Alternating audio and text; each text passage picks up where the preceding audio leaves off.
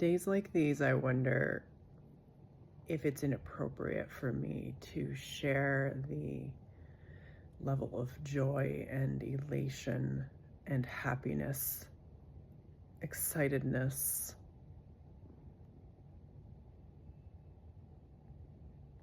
hope that I feel inside when there's so much suffering going on in the world.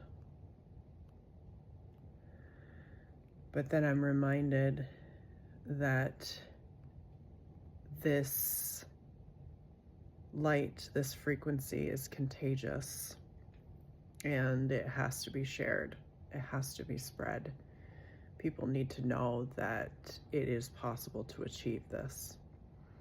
It was through a lot of hard work on my end to transform and transmute and change the lens that I was seeing the world with.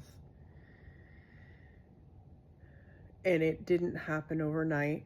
It was a slow evolution that at times feels like, am I doing it right? Am I doing it at all?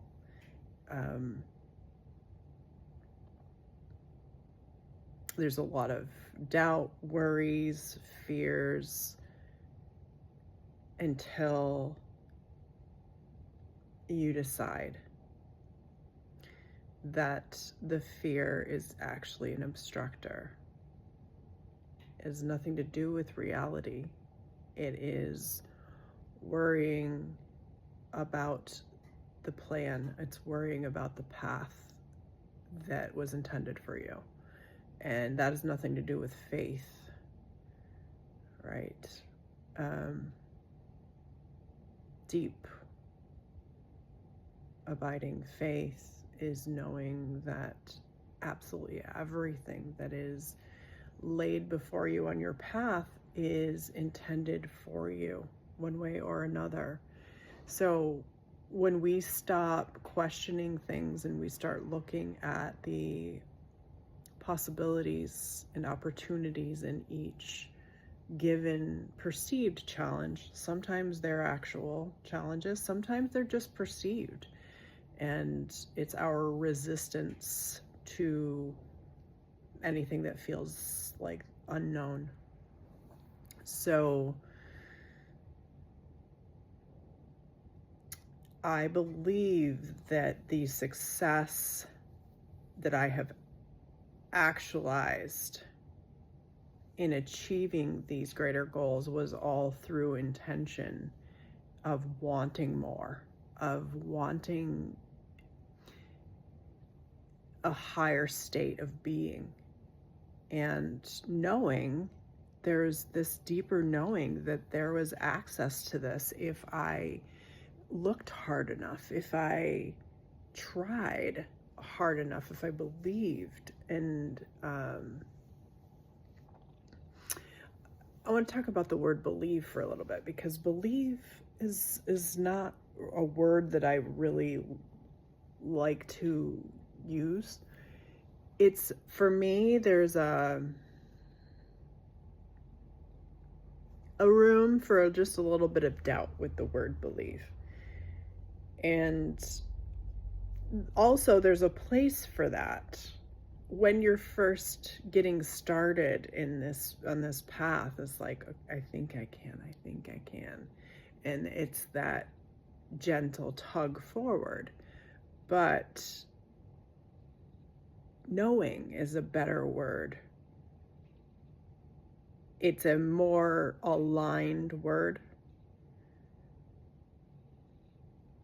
I had, from a very young age, a knowing, a very deep knowing of the truths of what was ahead for not just myself, but for humanity.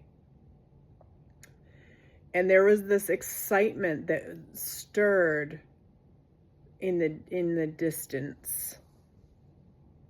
It wasn't something that was very like right up in your face. And I'm talking about when I was younger. it was just this distant knowing that there was something really big that we were all working our way towards.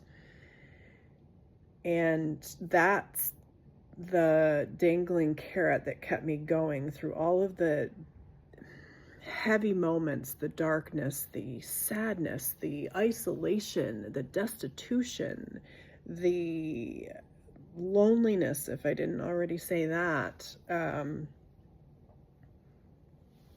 All of those lower vibrational states of being that have nothing to do with the truth of who we are and the essence of this light frequency that resides within this vessel.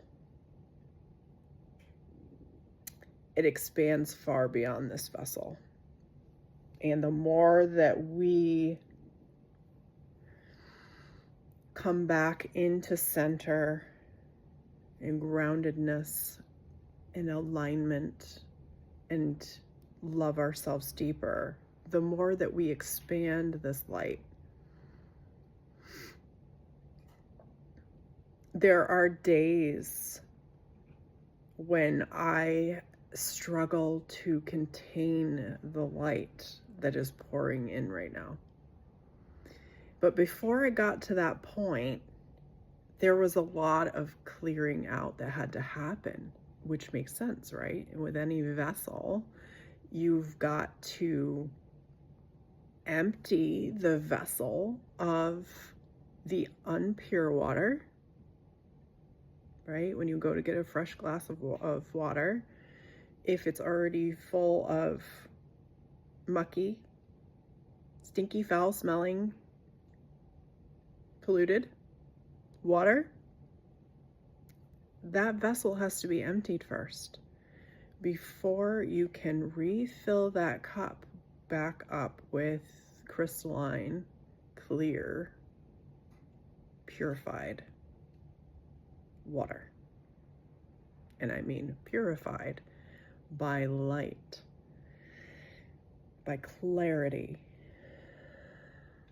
So most of our life, there's a lot of like questionables, there's a lot of mud, there's a lot of uncertainty. At least that's been my experience. Doubt, right? Lack of confidence in your ability to lead yourself, for example. So one of the strengths that I've always had in life was trusting in the bigger picture, trusting in God, trusting, source, creator, and the agreement, the contract, the blueprint that you and God created before you came in here. Trusting and knowing that was my strength, that was my superpower, knowing that part. What I wasn't as familiar with or as strong in is trusting in myself in that picture. And I remember many years ago, I was seeking some clarification, and I went to a regressionist, and they said 2 themes was loving yourself deeper and trusting yourself deeper. And at the time I thought, oh, that's pretty generic. It didn't completely resonate with me at the time. Those 2 themes could not have been more accurate. When you move deeper into these things and you start exploring, and I have now come to learn more about myself than I ever have, I realized how true those words were and how accurate, that I needed to really fall deeply and madly in love with myself and my life and this mission of mine, this gift that was given to me to incarnate in this human vessel at this time, this most amazing time in our life, in the world stage. Front row seats, at the most magical time of, in my opinion, ever in history. And to truly know your place in that and move deeper into those themes, trusting yourself.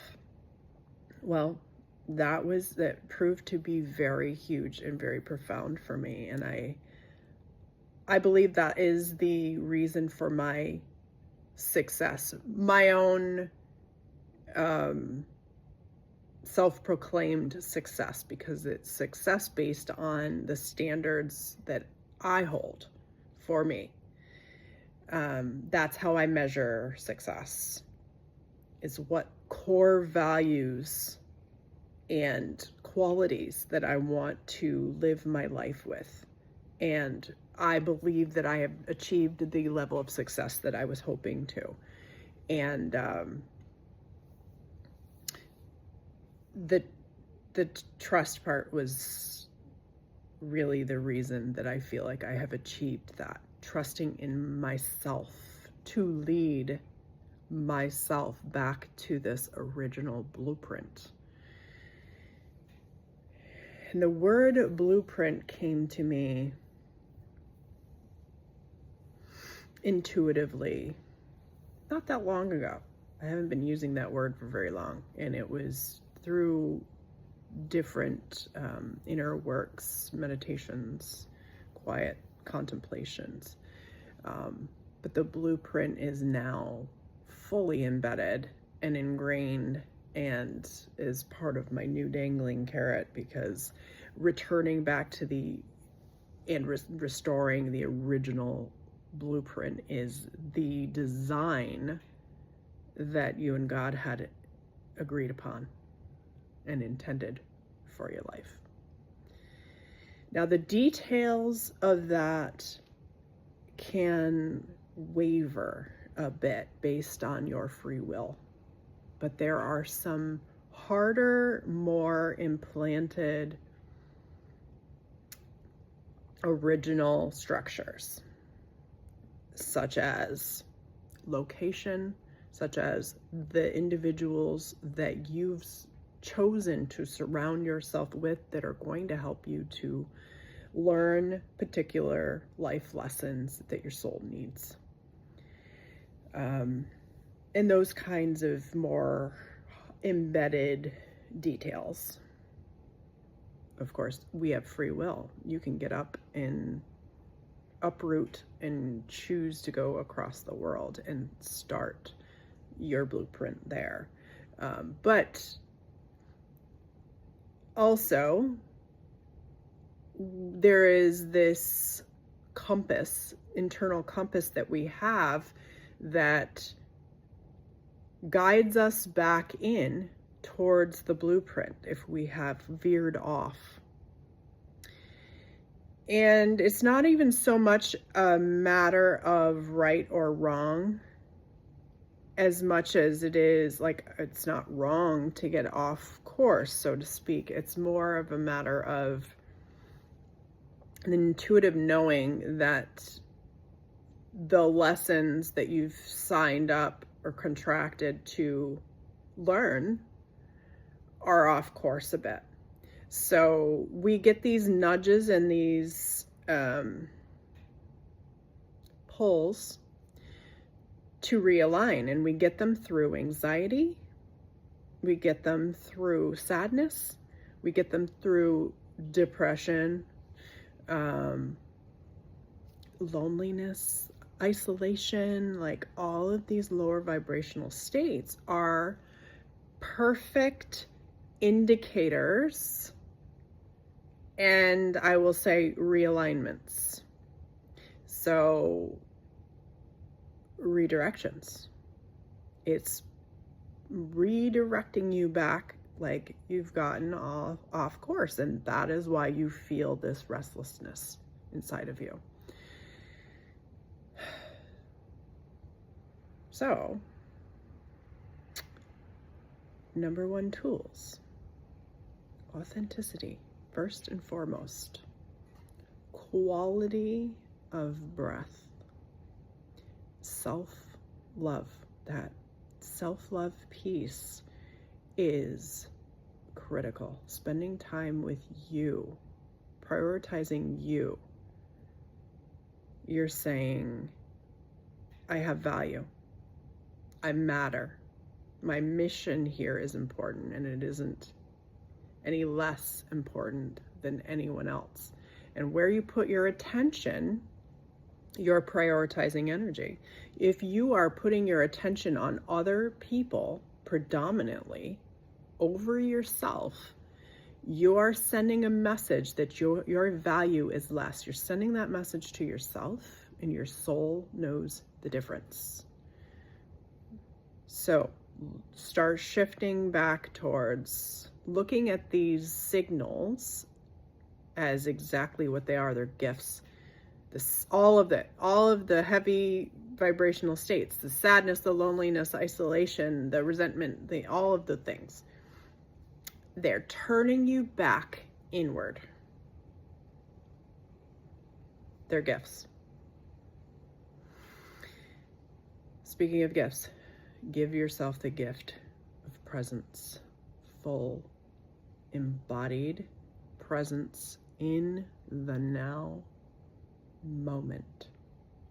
That is the best gift of all. The best present to give yourself is presence. Thank you for coming to my TED Talk. I wish you all the deepest, most satisfying, elated, sparkly, aligned energy. It is extremely contagious, but I hope you catch this one. Much love.